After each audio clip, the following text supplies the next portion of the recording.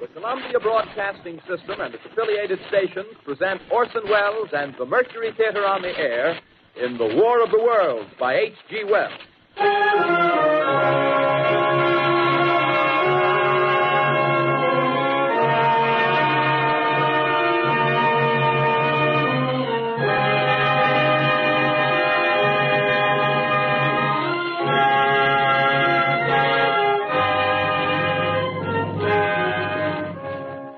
Ladies and gentlemen, the director of the Mercury Theater and star of these broadcasts, Orson Welles.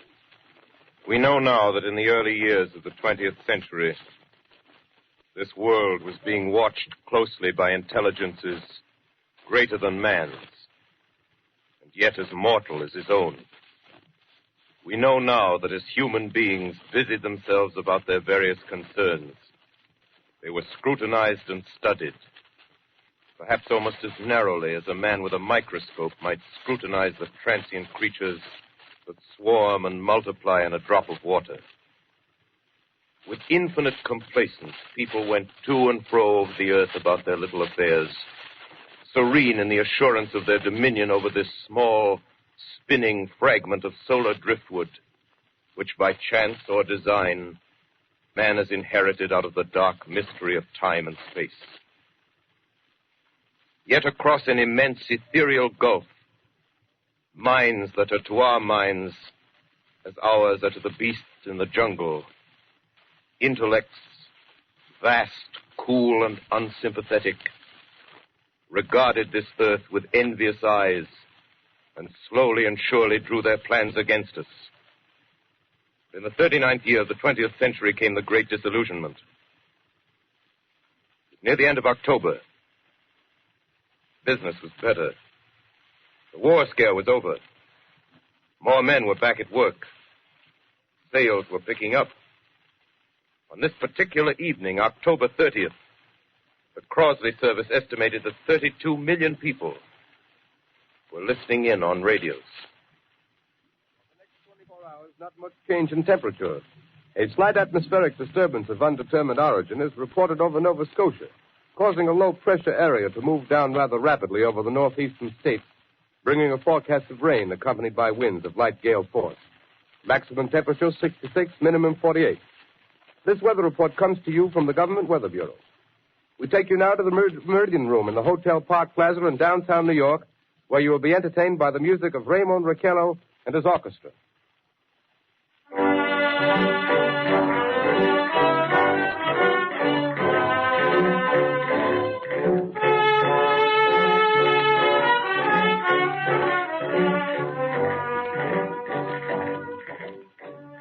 Good evening, ladies and gentlemen.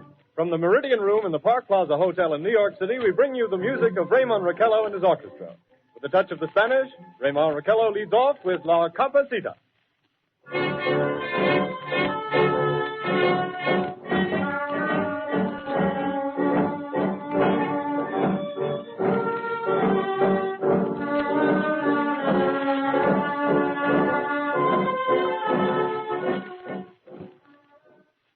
Ladies and gentlemen, we interrupt our program of dance music to bring you a special bulletin from the Intercontinental Radio News. At 20 minutes before 8 Central Time, Professor Farrell of the Mount Jennings Observatory, Chicago, Illinois, reports observing several explosions of incandescent gas occurring at regular intervals on the planet Mars. The spectroscope indicates the gas to be hydrogen and moving toward the Earth with enormous velocity. Professor Pearson of the observatory at Princeton confirms Farrell's observation and describes the phenomenon as, quote, like a jet of blue flame shot from a gun, unquote. We now return you to the music of Raymond Raquello, playing for you in the Meridian Room of the Park Plaza Hotel, situated in downtown New York.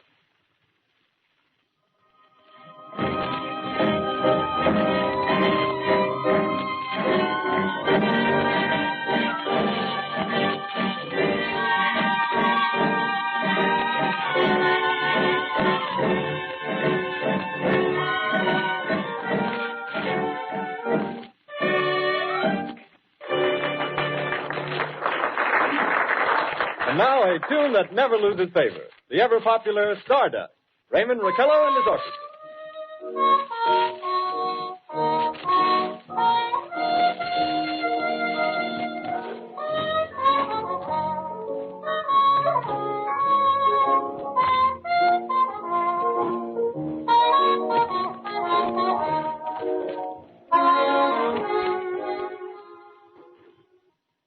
Ladies and gentlemen, following on the news given in our bulletin a moment ago, the Government Meteorological Bureau has requested the large observatories of the country to keep an astronomical watch on any further disturbances occurring on the planet Mars.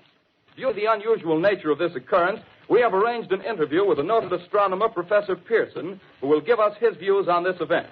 In a few moments, we will take you to the Princeton Observatory at Princeton, New Jersey. We return you until then to the music of Ramon Raquello and his orchestra.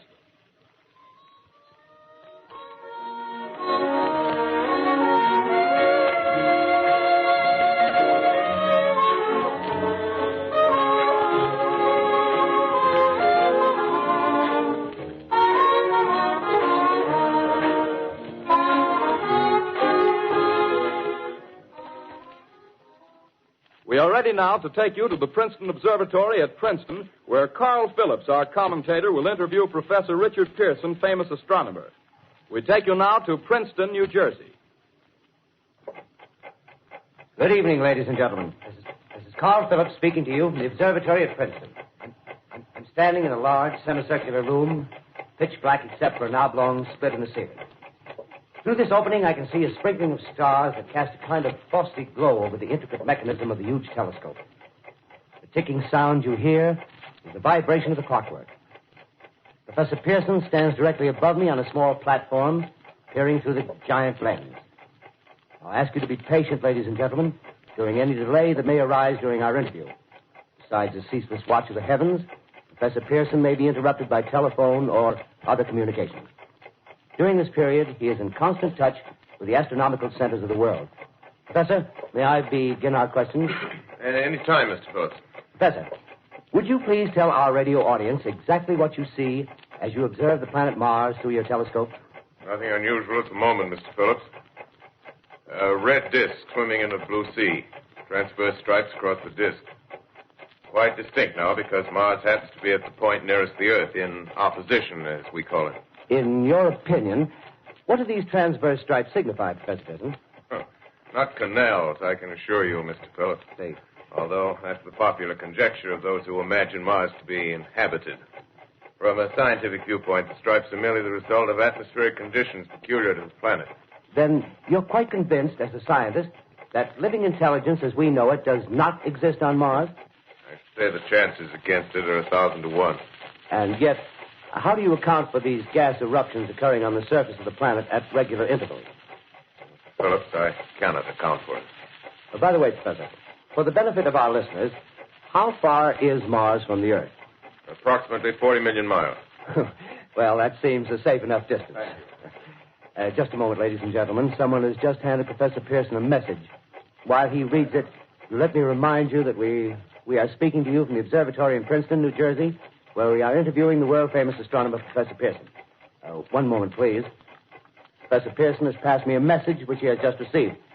Professor, may I read the message to the listening audience? Certainly, Mr. Phillips. Ladies and gentlemen, I shall read you a wire addressed to Professor Pearson from Dr. Gray of the Natural History Museum, New York. Quote, 9:15 p.m. Eastern Standard Time. Seismograph registered shock of almost earthquake intensity occurring within a radius of 20 miles of Princeton. Please investigate. Signed, Lloyd Gray, Chief of Astronomical Division. Unquote. Professor Pearson, could this occurrence possibly have something to do with the disturbances observed on the planet Mars? Hardly, Mr. Phillips. This is probably a meteorite of unusual size, and its arrival at this particular time is merely a coincidence. However, we shall conduct a search as soon as daylight permits. Thank you, Professor. Ladies and gentlemen, for the past 10 minutes, we've been speaking to you from the observatory at Princeton, bringing you a special interview with Professor Pearson, noted astronomer. This is Carl Phillips speaking. We are returning you now to our New York studio.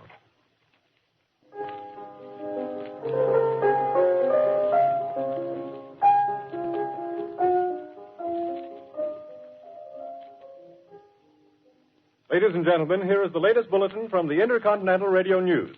Toronto, Canada.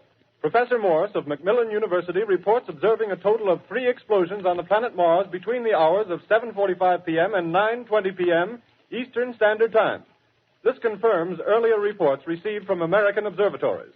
Now, nearer home, comes a special bulletin from Trenton, New Jersey. It is reported that at 8:50 p.m., a huge flaming object, believed to be a meteorite, fell on a farm in the neighborhood of Grover's Mill, New Jersey, 22 miles from Trenton. The flash in the sky was visible within a radius of several hundred miles, and the noise of the impact was heard as far north as Elizabeth. We have dispatched a special mobile unit to the scene, and we'll have our commentator, Carl Phillips, give you a word picture of the scene as soon as he can reach there from Princeton. In the meantime, we take you to the Hotel Martinet in Brooklyn, where Bobby Millett and his orchestra are offering a program of dance music.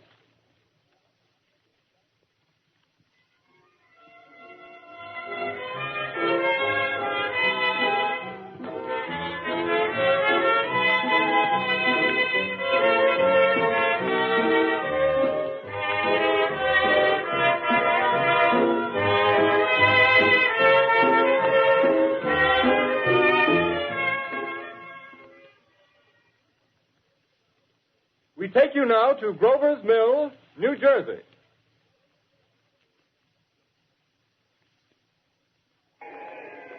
Ladies and gentlemen, this is Carl Phillips again, out at the Wilmot Farm, Grover's Mill, New Jersey. Professor Pearson and myself made the 11 miles from Princeton in 10 minutes. Well, I hardly know where to begin. To paint for you a word picture of the strange scene before my eyes, like something out of a modern Arabian Nights. Well, I just got here. I haven't had a chance to look around yet. I guess that's it. Yes, I guess that's the thing directly in front of me, half buried in a vast pit.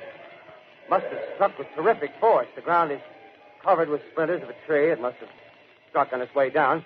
But I can see the object itself doesn't look very much like a meteor. At least not the meteors I've seen. It looks more like a huge cylinder. Has a diameter of, what would you say, Professor Pearson? What's that? What would you say, what's the diameter of this? About 30 yards. About 30 yards. The metal on the sheath is, well, I've never seen anything like it. The color is sort of yellowish white. The curious spectators now are pressing close to the object in spite of the efforts of the police to keep them back. Getting in front of my line of vision. Would you mind standing one side, please? While the police are pushing the crowd back. Here's Mr. Wilmot, owner of the farm here. He may have some interesting facts to add. Mr. Wilmot, would you please tell the radio audience as much as you remember of this rather unusual visitor that dropped in your backyard? A step closer, please. Ladies and gentlemen, this is Mr. Wilmot. Well, I was listening to the radio. Closer and louder, please. Pardon me? Louder, please, closer. Yes. I was listening to the radio and kind of drowsing. That professor fellow was talking about Mars, so I was half dozing and half... Yes, Mr. Wilmot, and then what happened? Well, as I was saying, I was listening to the radio, kind of halfway. Yes, Mr. Wilmot, and then you saw something. Well, not first off. I heard something. And what did you hear? A hissing sound like this. Kind of like a 4th of July rocket. Yes, then what? I turned my head out the window and would have sworn I was to sleep and dreaming. Yes? I seen a kind of greenish streak and then zingo. Something smacked the ground, knocked me clear out of my chair. Well, were you frightened, Mr. Wilmot? Well, I ain't quite sure. I reckon I was kind of riled. Well, thank you, Mr. Wilmot. Thank you very much. Yeah, you want me to tell No, that's some quite more? all right. That's plenty. Ladies and gentlemen, you've just heard Mr. Wilmot, owner of the farm where this thing has fallen. I wish I could convey the atmosphere, the background of this fantastic scene. Hundreds of cars are parked in a field in back of us, and the police are trying to rope off the roadway leading into the farm, but it's no use. They're breaking right through. The car's headlights throw an enormous spotlight on the pit where the object's half buried. Now, some of the more daring souls now are venturing near the edge. Their silhouettes stand out against the metal sheen. One man wants to touch the thing. He's having an argument with the policeman. The policeman wins. Now, ladies and gentlemen, there's something I haven't mentioned in all this excitement, but it's becoming more distinct. Perhaps you've caught it already on your radio. Listen, please. Do you hear it? It's a curious humming sound that seems to come from inside the object. I'll move the microphone nearer. Here. Now, we're not more than 25 feet away. Can you hear it now? Professor Pearson. Yes, Mr. Can you tell us the meaning of that scraping noise inside the thing? Possibly the unequal cooling of its surface. I say, do you still think it's a meteor, Professor? I don't know what to think. The metal casing is definitely extraterrestrial. Not found on this Earth. Friction with the Earth's atmosphere usually tears holes in a meteorite. This thing is smooth, and you can see its cylindrical Just a minute. shape. Something's happening. Ladies and gentlemen, this is terrific. This end of the thing is beginning to flake off. The top is beginning to rotate like a screw, and the thing must be hollow. He's moving. Keep back there. Keep back there. Keep those men back. Keep back there. Keep those idiots back. Shoot off. The top's loose. Look out there. Stand back. Ladies and gentlemen, this is the most terrifying thing I've ever witnessed. Wait a minute.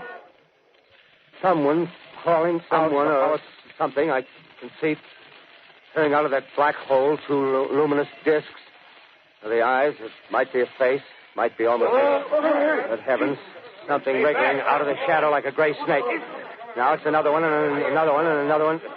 They look like tentacles to me. Oh, yeah, I can see the thing's body. Now it's large as a bear. It glistens like wet leather, but that face, ladies and gentlemen, it's indescribable. I can hardly force myself to keep looking at it. It's so awful. The eyes are black and they gleam like a serpent. The mouth is a kind of V-shape with saliva dripping from its rimless lips. It seems to quiver and pulsate, and the monster or whatever it is can hardly move. It seems weighed down by possibly gravity or something. The thing's rising up now, and the crowd falls back. They've seen plenty. The most extraordinary experience, ladies and gentlemen. I can't find words. Well, I'll pull this microphone with me as I talk. I'll have to stop the description till I can take a new position. Hold on, will you, please? I'll be right back in a minute.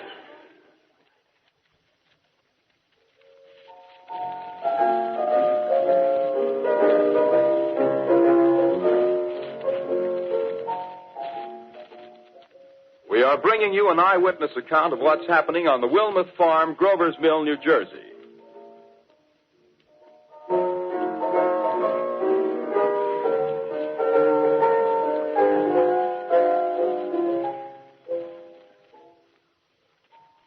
We now return you to Carl Phillips at Grover's Mill. Ladies and gentlemen, am I on? Ladies and gentlemen, here I am, back of a stone wall that adjoins Mr. Wilmuth's garden. From here, I get a sweep of the whole scene. I'll give you every detail as long as I can talk and as long as I can see. More state police have arrived. They're drawing up a cordon in front of the pit. About 30 of them. No need to push the crowd back now. They're willing to keep their distance. The captain's conferring with someone. Can't quite see who. Oh, yes, I believe it's Professor Pearson. Yes, it is. Now they've parted, and the professor moves around one side, studying the object while the captain and two policemen advance with something in their hands. I can see it now. It's a white handkerchief tied to a pole. Flag of truce. If those creatures know what that means, what anything means. Wait a minute, something's happening. A humped shape is rising out of the pit. I can make out a small beam of light against a mirror. What's that? There's a jet of flame springing from the mirror, and it leaps right at the advancing men. It strikes them head on. Oh, Lord, they're turning into flames. Oh, the whole field's caught up by the woods, the barns, the gas tanks of the automobiles spreading everywhere. Coming this way now, about 20 yards to my right.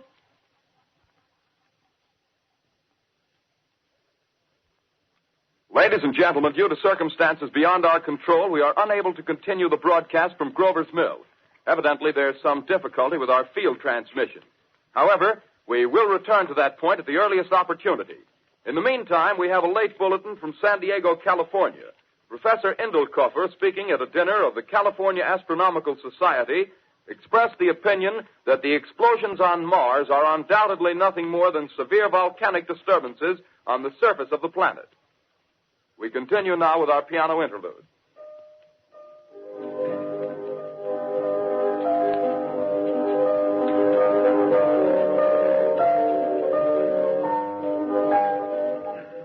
Ladies and gentlemen, I've just been handed a message that came in from Grover's Mill by telephone. Just one moment, please. At least 40 people, including 6 state troopers, lie dead in a field east of the village of Grover's Mill. Their bodies burned and distorted beyond all possible recognition. The next voice you hear will be that of Brigadier General Montgomery Smith, commander of the state militia at Trenton, New Jersey. I have been requested by the governor of New Jersey to place the counties of Mercer and Middlesex as far west as Princeton and east to Jamesburg under martial law. No one will be permitted to enter this area except by special pass issued by state or military authorities. 4 companies of state militia are proceeding from Trenton to Grover's Mill and will aid in the evacuation of homes within the range of military operations. Thank you. You have just been listening to General Montgomery Smith, commanding the state militia at Trenton. In the meantime, further details of the catastrophe at Grover's Mill are coming in. The strange creatures, after unleashing their deadly assault, crawled back in their pit and made no attempt to prevent the efforts of the firemen to recover the bodies and extinguish the fire. The combined fire departments of Mercer County are fighting the flames which menace the entire countryside. We have been unable to establish any contact with our mobile unit at Grover's Mill, but we hope to be able to return you there at the earliest possible moment. In the meantime, we take you to... Just one moment, please. Ladies and gentlemen, I have just been informed that we have finally established communication with an eyewitness of the tragedy. Professor Pearson has been located at a farmhouse near Grover's Mill, where he has established an emergency observation post. As a scientist, he will give you his explanation of the calamity. The next voice you hear will be that of Professor Pearson, brought to you by direct wire. Professor Pearson. Of the creatures in the rocket cylinder at Grover's Mill, I can give you no authoritative information, either as to their nature, their origin, or their purposes here on Earth. Of their destructive instrument, I might venture some conjectural explanation. For want of a better term, I shall refer to the mysterious weapon as a heat ray. It's all too evident that these creatures have scientific knowledge far in advance of our own. It's my guess that in some way they are able to generate an intense heat in a chamber of practically absolute non-conductivity. This intense heat they project in a parallel beam against any object they choose by means of a polished parabolic mirror of unknown composition, much as the mirror of a lighthouse projects a beam of light. That is my conjecture of the origin of the heat ray. Thank you, Professor Pearson. Ladies and gentlemen, here is a bulletin from Trenton. It is a brief statement informing us that the charred body of Carl Phillips has been identified in a Trenton hospital. Now, here's another bulletin from Washington, D.C. The Office of the Director of the National Red Cross reports 10 units of Red Cross emergency workers have been assigned to the headquarters of the state militia, stationed outside of Grover's Mill, New Jersey. Here's a bulletin from State Police, Princeton Junction. The fires at Grover's Mill and vicinity are now under control. Scouts report all quiet in the pit, and there is no sign of life appearing from the mouth of the cylinder. Now, ladies and gentlemen, we have a special statement from Mr. Harry McDonald, Vice President in charge of operations. We have received a request from the state militia of Trenton to place at their disposal our entire broadcasting facilities. In view of the gravity of the situation, and believing that radio has a responsibility to serve in the public interest at all times, we are turning over our facilities to the state militia at Trenton. We take you now to the field headquarters of the state militia near Grover's Mill, New Jersey. This is Captain Lansing of the Signal Corps, attached to the state militia, now engaged in military operations in the vicinity of Grover's Mill. Situation arising from the reported presence of certain individuals of unidentified nature is now under complete control. The cylindrical object, which lies in a pit directly below our position, surrounded on all sides by 8 battalions of infantry, without heavy field pieces, but adequately armed with rifles and machine guns. All cause for alarm, if such cause ever existed, is now entirely unjustified. Things, whatever they are, do not even venture to poke their heads above the pit. I can see their hiding place plainly in the glare of the searchlights here. With all their reported resources, these creatures can scarcely stand up against heavy machine gun fire. Anyway, it's an interesting outing for the troops. I can make out their khaki uniforms crossing back and forth in front of the lights. Looks almost like a real war. There appears to be some slight smoke in the woods bordering the Millstone River, probably fire started by campers. Well, we ought to see some action soon. One of the companies is deploying on the left flank. A quick thrust and it'll all be over. Now, wait a minute. I see something on top of the cylinder. No, it's nothing but a shadow. Now the troops are on the edge of the Wilmoth farm. 7,000 armed men closing in on an old metal tube. A tub, rather. Well, wait, that wasn't a shadow. It's something moving. Solid metal, kind of a shield-like affair rising up out of the cylinder. It's going higher and higher. What? It's standing on legs, actually rearing up on a sort of metal framework. Now it's reaching above the trees, and the searchlights are on it. Hold on.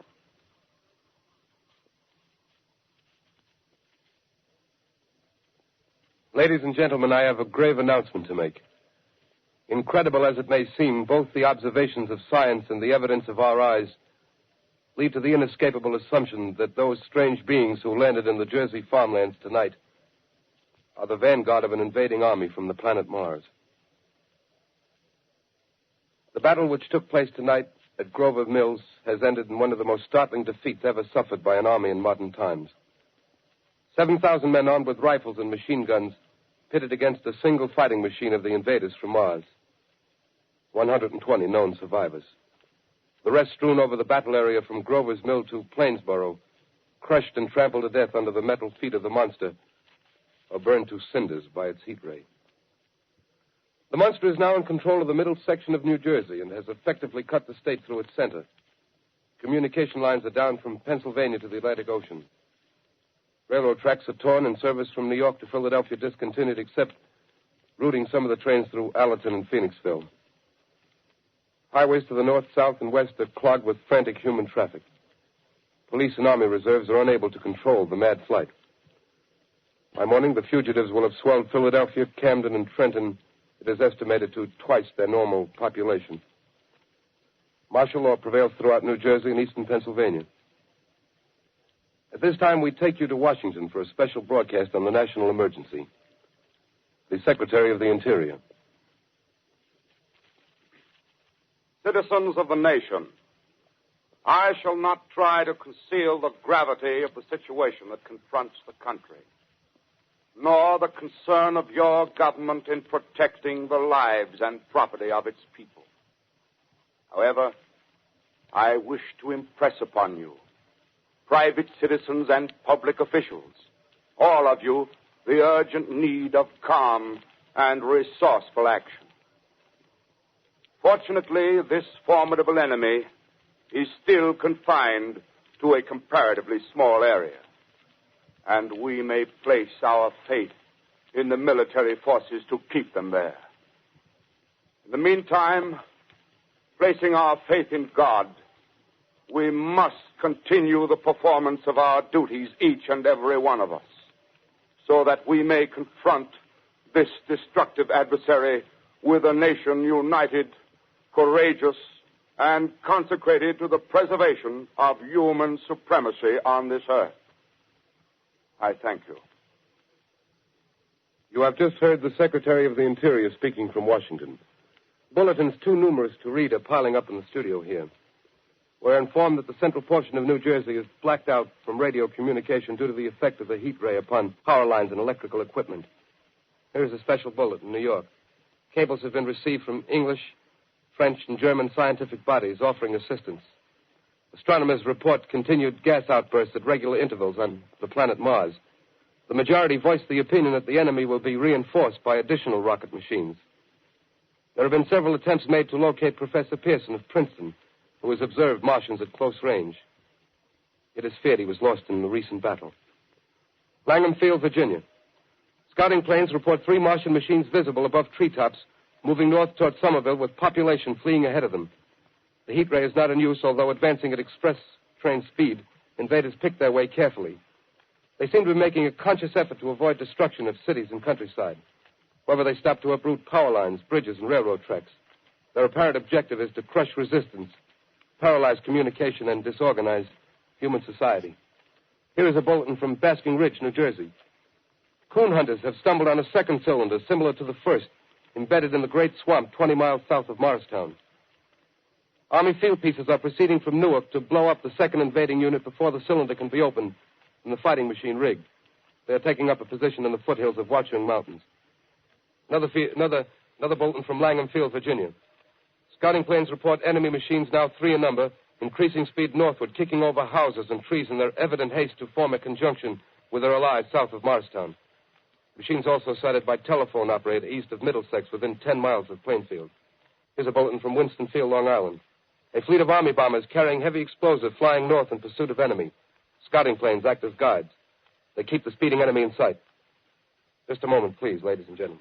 We've run special wires to the artillery line in adjacent villages to give you direct reports in the zone of the advancing enemy. First, we take you to the battery of the 22nd Field Artillery, located in the Watchung Mountains. Range 32 meters. 32 meters. Projection 39 degrees. 39 degrees. Fire. 140 yards to the right, sir. Shift range 31 meters. 31 meters. Projection 37 degrees. 37 degrees. Fire.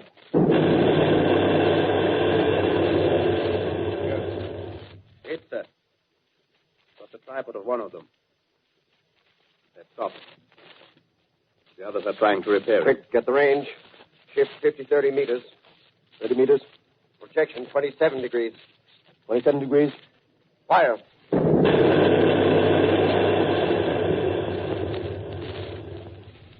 Can't see the shell land, sir. Letting off a smoke. What is it? Black smoke, sir. Moving this way. Lying close to the ground. Moving fast. Put on gas masks. Get ready to fire. Shift to 24 meters. 24 meters. Projection 24 degrees. 24 degrees. Fire.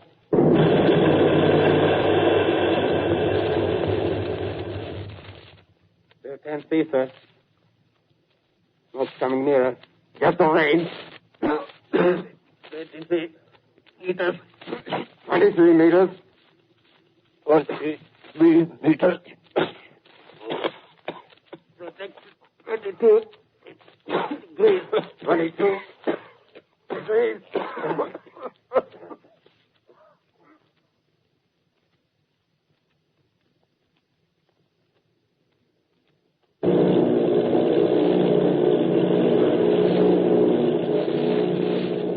Army bombing plane B-843 off Bayonne, New Jersey. Lieutenant Bolt, commanding 8 bombers, reporting to Commander Fairfax, Langham Field. This is Bolt reporting to Commander Fairfax, Langham Field. Enemy tripod machines now in sight. Reinforced by 3 machines from the Morristown cylinder. 6 altogether. 1 machine partially crippled. Believed hit by shell from Army gun in Watchung Mountains. Guns now appear silent. A heavy black fog hanging close to the earth of extreme density, nature unknown. No sign of heat ray. Enemy now turns east, crossing Passaic River into the Jersey marshes. Another straddles the Pulaski Skyway. Evident objective is New York City. They're pushing down a high-tension power station. Machines are close together now, and we're ready to attack. Planes circling, ready to strike.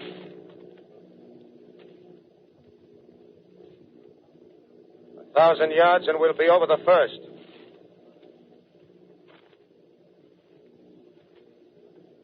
Eight 800 yards.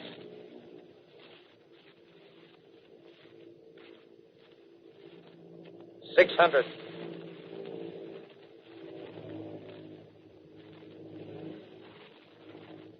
$400. $200. There they go. The giant arm raised. Green flash. They're spraying us with flame. 2,000 feet. Engines are giving out. No chance to release bombs. Only one thing left. Drop on them, plane and all. We're diving on the first one. Now the engine's gone. 8.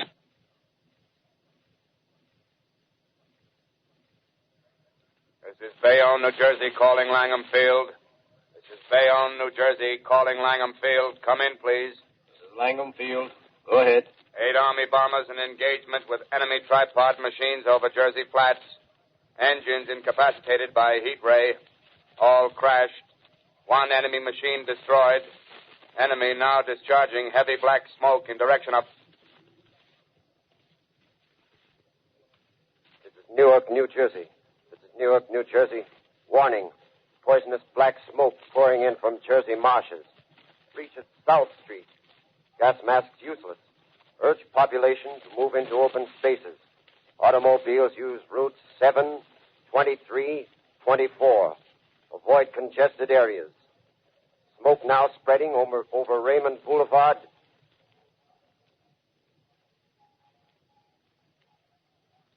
L calling CQ. 2X2L calling CQ. 2X2L calling 8X3R. Come in, please. This is 8X3R coming back at 2X2L. How's reception? How's reception? K, please. Where are you, 8X3R? What's the matter? Where are you?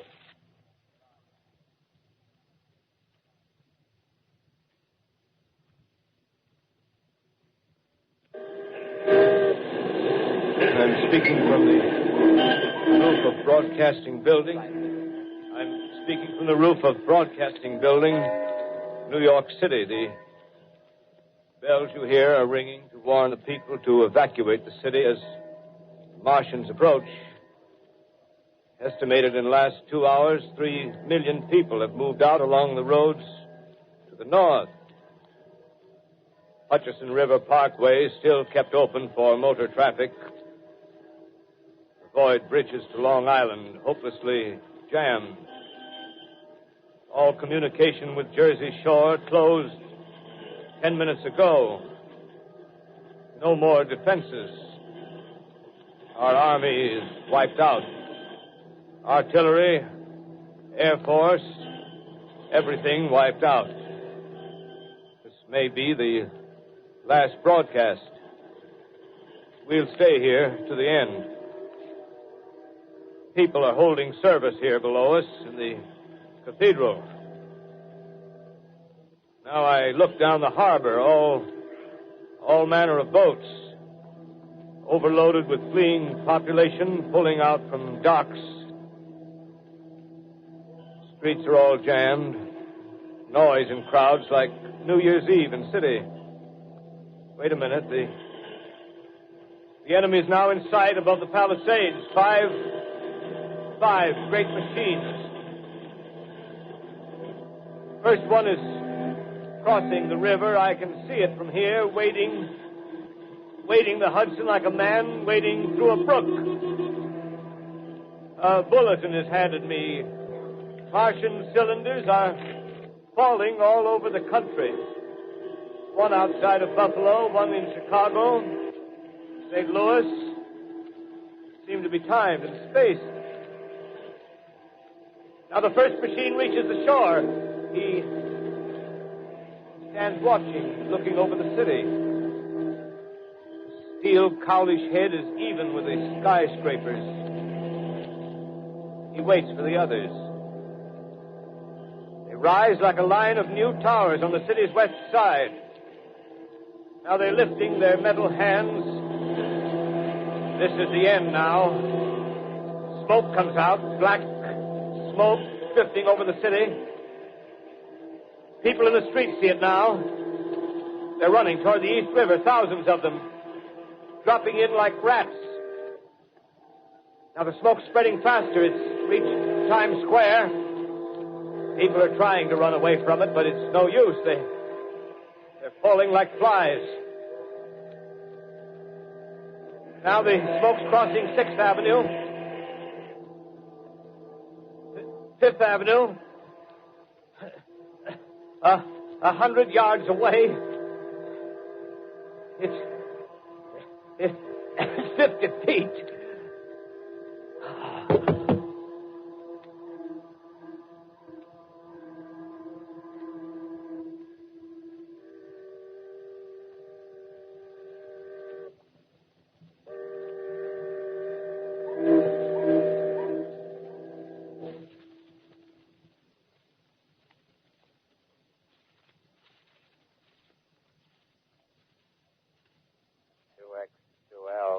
calling CQ. 2X2L calling CQ. 2X2L calling CQ, New York. Isn't there anyone on the air? Isn't there anyone on the air? Isn't there anyone? 2X2L.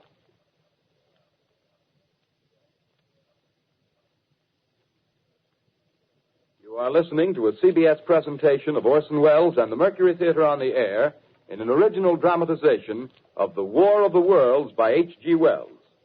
The performance will continue after a brief intermission. This is the Columbia Broadcasting System. The War of the Worlds by H.G. Wells, starring Orson Welles and the Mercury Theater on the Air.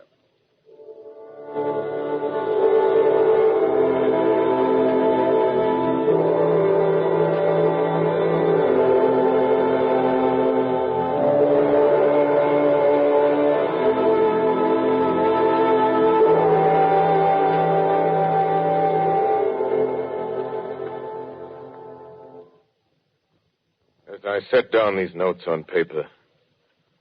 I'm obsessed by the thought that I may be the last living man on Earth. I've been hiding in this empty house near Grover's Mill, a small island of daylight cut off by the black smoke from the rest of the world. All that happened before the arrival of these monstrous creatures in the world now seems part of another life. A life that has no continuity with the present.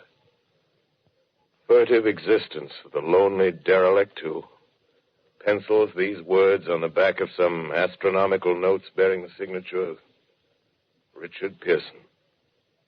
I look down at my blackened hand and I try to connect them with a professor who lives at Princeton and who, on the night of October 20th, glimpsed through his telescope an orange splash of light on a distant planet. My wife, my colleagues, my students, my books, my observatory, my world. Where are they? Did they ever exist?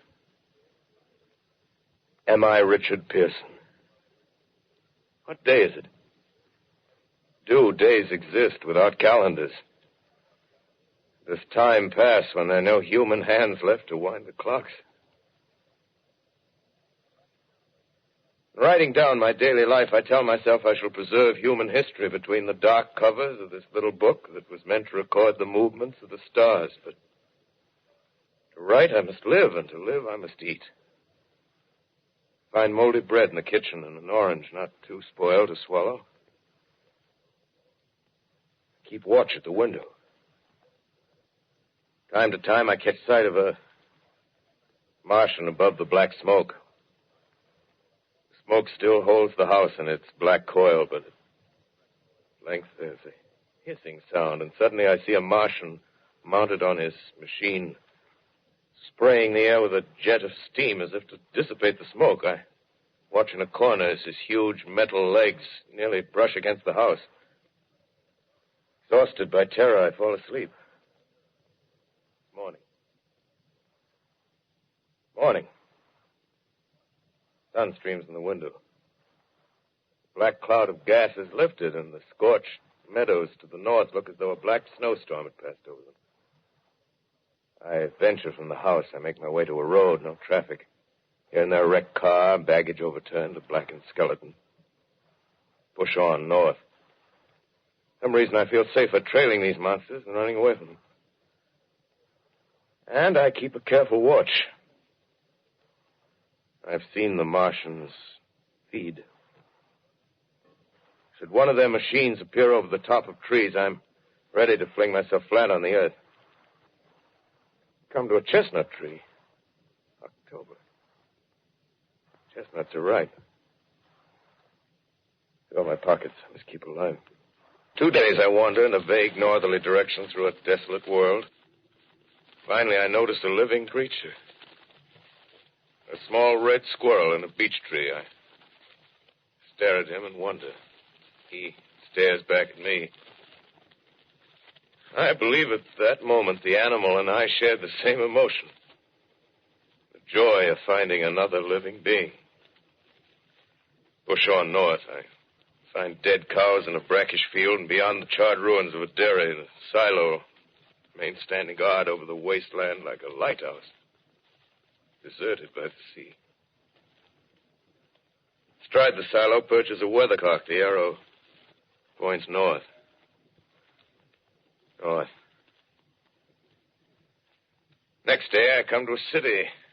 City vaguely familiar in its contours, yet its buildings strangely dwarfed and leveled off as if a giant had sliced off its highest towers with a capricious sweep of his hand. Reached the outskirts. I found Newark. Newark, undemolished but humbled by some whim of the advancing Martians.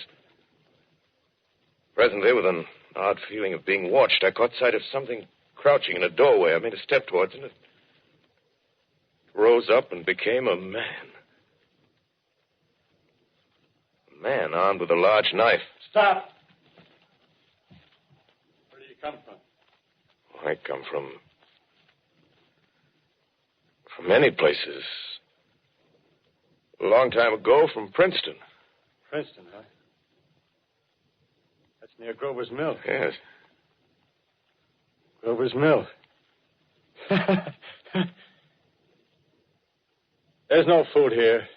This is my country. All this end of town down the river. There's only food for one. Which way are you going? I don't know. I guess I'm looking for people. Hey, what was that? Did you hear something just then? No. Only a bird. A live bird. Yeah. You get to know that birds have shadows these days. Say, we're in the open here. Let's crawl in this doorway here and talk. Have you seen any Martians? No. They're going over to New York. Night, the sky's alive with their lights, just as if people were still living in it. By daylight, you can't see them. 5 days ago, a couple of them carried something big across the flats from the airport. I think they're learning how to fly. Fly? Yeah, fly. Then it's all over with humanity. Stranger, there's still you and I. 2 of us left. Yeah. They got themselves in solid. They wrecked the greatest country in the world. Those green stars, they're probably falling somewhere every night. They've only lost one machine. There isn't anything to do. We're done. We're licked. Where were you? You're in a uniform. Yeah, what's left of it. I was in the militia. National Guard. That's good. There wasn't any war. Any more than there's war between men and ants. Yes, but we're eatable ants. I found that out. What'll they do to us? I thought it all out. Right now, we're caught as we're wanted. A Martian only has to go a few miles to get a crowd on the run. But they won't keep on doing that. They'll begin catching us systematic, like keeping the best and storing us in cages and things. They haven't begun on us yet. Not begun? Not begun. All that's happened so far is because we don't have sense enough to keep quiet. Bothering them with guns and such stuff and losing our heads and rushing off in crowds. No, instead of our rushing around blind, we got to fix ourselves up. Fix ourselves up according to the way things are now. Cities, nations, civilization, progress. Yes, but if that's so, what is there to live for? Well, there won't be any more concerts for 1,000,000 years or so, and no nice little dinners at restaurants. If it's amusement you're after, I guess the game's up. What is there left? Life, that's what. I want to live. Yeah, and so do you. We're not going to be exterminated. And I don't mean to be caught either. Tamed and fattened and bred like an ox. What are you going to do? I'm going on. Right under their feet. I got a plan. We men as men, we're finished. We don't know enough. We got to learn plenty before we got a chance. We've got to live and keep free while we learn, see? I've thought it all out, see? Well, tell me the rest. Well, it isn't all of us that are made for wild beasts. That's what it got to. That's what it got to be. That's why I watched you. Watched you. All those little office workers that used to live in these houses, they be no good. They haven't any stuff in them. They used to run off to work. I've seen hundreds of them running to catch their commuter's train in the morning, afraid they'd get canned if they didn't. Running back at night, afraid they wouldn't be in time for dinner. Lives insured and a little invested in case of accidents. Yeah, and on Sundays, worried about the hereafter. Well, the Martians, they'll be a godsend for those guys. Nice, roomy cages, good food, careful breeding, no worries. Yeah, after a week or so of chasing around the fields on empty stomachs, they'll come and be glad to be caught.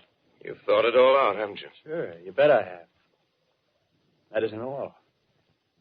These Martians are going to make pets of some of them. Train them to do tricks. Who knows, get sentimental over the pet boy who grew up and had to be killed. Yeah, and some maybe, they'll train to hunt us. Oh, no, it's impossible. Human Yes, they will. There's men who do it gladly. If one of them ever comes after me, by... In the meantime, you and I and others like us, where are we to live when the Martians own the Earth? I got it all figured out. We'll live underground. I've been thinking about the sewers. Under New York, there are miles and miles of them. The main ones, they're big enough for anybody. Then there's cellars, vaults, underground storerooms, railway tunnels, subways. You begin to see, huh? We'll get a bunch of strong men together. No weaklings. That rubbish, out. As you meant me to go. All right. Give you a chance, didn't I? Won't quarrel about that. Go on. Well, we got to make safe places for us to stay in, see? Get all the books we can. Science books. That's where men like you come in, see? We raid the museums. We'll even spy on the Martians. May not be so much we have to learn before... Listen. Just imagine this. 4 or 5 of their own fighting machines suddenly start off. Heat rays right and left. Not a Martian in them. Not a Martian in them, see? But men. Men who've learned the way how. May even be in our time. Gee. Imagine having one of them lovely things with a heat ray wide and free. We'd turn it on Martians. We'd turn it on men. We'd bring everybody down on their knees. That's your plan. You, me, a few more of us. We'd own the world. I see. Hey. Hey, what's the matter? Where are you going? Not to your world. Bye, stranger. Well, after parting with the artilleryman, I came at last to the Holland Tunnel, entered that silent tube, anxious to know the fate of the great city on the other side of the Hudson. Cautiously, I came out of the tunnel and made my way up Canal Street. Reached 14th Street, and there again were black powder and several bodies and an evil, ominous smell from the gratings of the cellars of some of the houses. I wandered up through the 30s and 40s, stood alone on Times Square, caught sight of a lean dog running down 7th Avenue with a piece of dark brown meat in his jaws and a pack of starving mongrels at his heels. Made a wide circle around me as though he feared I might prove a fresh competitor. Walked up Broadway in the direction of that strange powder, past silent shop windows, displaying their mute wares to empty sidewalks. Past the Capitol Theater, silent, dark. Past a shooting gallery where a row of empty guns faced an arrested line of wooden ducks. Near Columbus Circle, I noticed models of 1939 motor cars in the showrooms facing empty streets. Over the top of the General Motors building, I watched a flock of black birds circling in the sky. Hurried on. Suddenly, I caught sight of the hood of a Martian machine, standing somewhere in Central Park, gleaming in the late afternoon sun. An insane idea. I rushed recklessly across Columbus Circle and into the park. I climbed a small hill above the pond at 60th Street, and from there I could see, standing in a silent row along the mall, 19 of those great metal titans, their cowls empty, their steel arms hanging listlessly by their sides. I looked in vain for the monsters that inhabit those machines. Suddenly, my eyes were attracted to the immense flock of black birds that hovered directly below me. They circled to the ground. And there before my eyes, stark and silent, lay the Martians with the hungry birds pecking and tearing brown shreds of flesh from their dead bodies. Later, when their bodies were examined in laboratories, it was found that they were killed by the putrefactive and disease bacteria against which their systems were unprepared.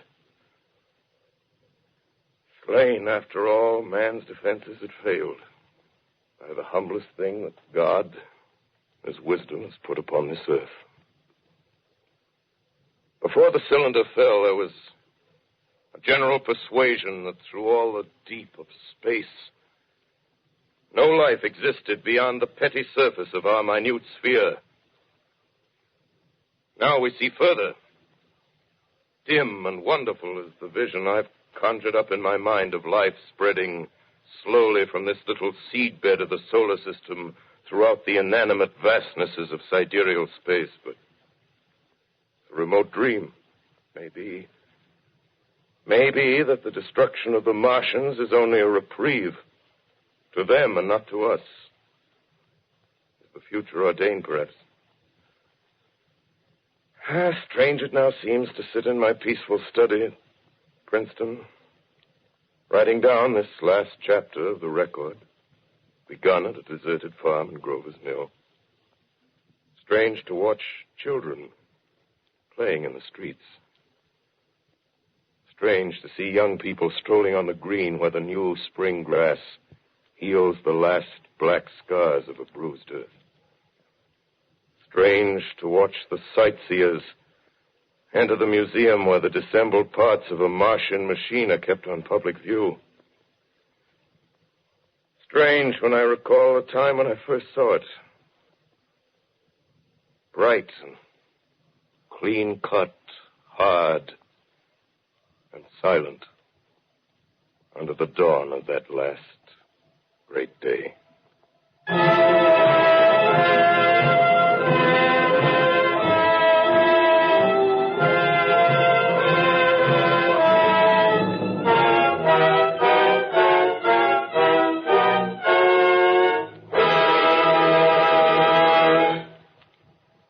This is Orson Welles, ladies and gentlemen.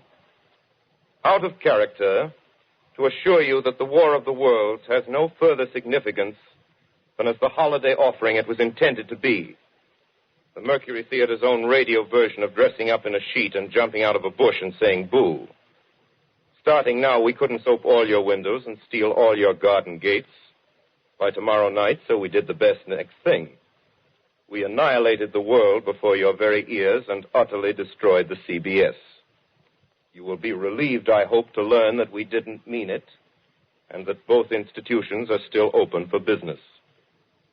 So goodbye, everybody, and remember, please, for the next day or so, the terrible lesson you learned tonight.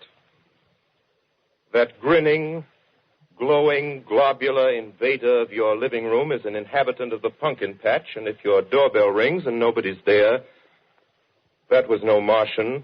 It's Halloween.